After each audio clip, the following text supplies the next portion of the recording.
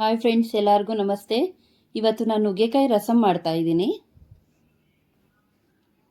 ಮೊದಲಿಗೆ ಕುಕ್ಕರ್ ತಗೊಂಡು ಒಂದು 6 ಲೋಟ ನೀರು ಹಾಕ್ಬಿಟ್ಟು ಅದಕ್ಕೆ 1 ಲೋಟ ಬೇಳೆ ಹಾಕಿ ಕಟ್ ಮಾಡಿರೋ ನುಗ್ಗೆಕಾಯಿ, ಟೊಮೆಟೊ, ಕರಿಬೇವು, ಅರಿಶಿಣ, ಸ್ವಲ್ಪ ಉಪ್ಪು ಹಾಕ್ಬಿಟ್ಟು ಕುಕ್ಕರ್ಗೆ ಮುಚ್ಚಳ ಮುಚ್ಕೋಬೇಕು.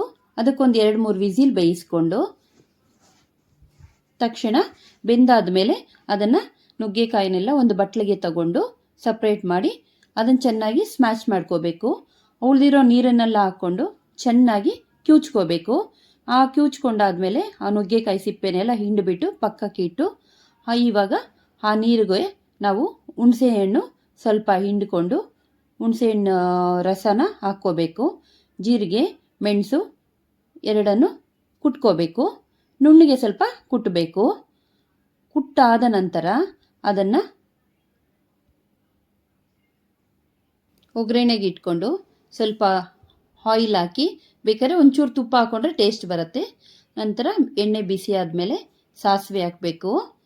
ಸಾಸಿವೆ ಹಾಕಿದ ನಂತರ ಕರಿಬೇವು ಸ್ವಲ್ಪ ಇದಾಗಲಿ, ಒಣಗಿದ ಮೆಣಸಿನ್ಕಾಯಿ, ಹಿಂಗೆ ಹಾಕಿದ್ರೆ ಗಮ್ಮಂತಿರುತ್ತೆ. ಹಿಂಗು ಎರಡನ್ನು ಚೆನ್ನಾಗಿ ಸ್ವಲ್ಪ ಫ್ರೈ ಮಾಡಿ ಆ ರಸಮ್ಗೆ ಸೇರಿಸ್ಕೋಬೇಕು. 1 ಸ್ಪೂನು ಸಾಂಬಾರು ಪುಡಿ ಹಾಕಿ, ನಾನು ಆಗಲೇ ಹಾಕಿದ್ದೆ ಮರ್ತೋದೆ. ಸ್ವಲ್ಪ ರುಚಿಗೆ ತಕ್ಕಷ್ಟು ಉಪ್ಪು ಹಾಕ್ಬಿಟ್ಟು ಸ್ವಲ್ಪ 1-2 ಕುದಿಸ್ಬಿಟ್ಟು ಸ್ವಲ್ಪ ಕೊತ್ತಂಬರಿ ಮೇಲೆ ಹಾಕ್ಬಿಟ್ಟು ಬಾಯ್ಲ್ ಮಾಡಿ ಈಗ ನುಗ್ಗೆಕಾಯಿ ರಸಂ ಈಗ ರೆಡಿಯಾಗಿದೆ. ತುಂಬ ಟೇಸ್ಟಿಯಾಗಿರುತ್ತೆ. ಎಲ್ಲ ರಸಮ್ಗಿಂತೂ ಈ ರಸಂ ತುಂಬ ಚೆನ್ನಾಗಿರುತ್ತೆ. ತುಂಬ ನುಗ್ಗೆಕಾಯಿ ತುಂಬ ಹೆಲ್ತಿಗೇನು ಒಳ್ಳೆಯದು. ಈ ವಿಡಿಯೋ ಏನಾದರೂ ನಿಮ್ಗೆ ಇಷ್ಟ ಆದರೆ ಲೈಕ್ ಮಾಡಿ, ಶೇರ್ ಮಾಡಿ, ಸಬ್ಸ್ಕ್ರೈಬ್ ಮಾಡಿ, ಫಾಲೋ ಮಾಡಿ.